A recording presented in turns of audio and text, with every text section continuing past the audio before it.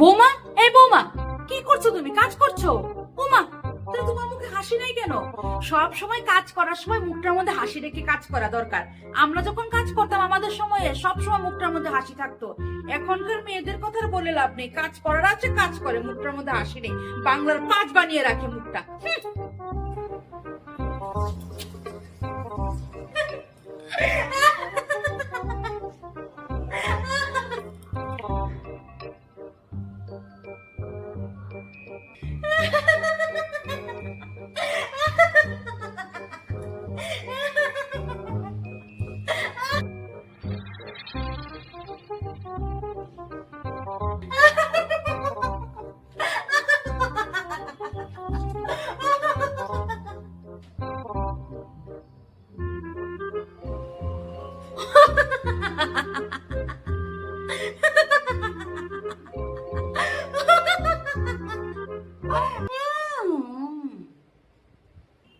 哎呦我的妈！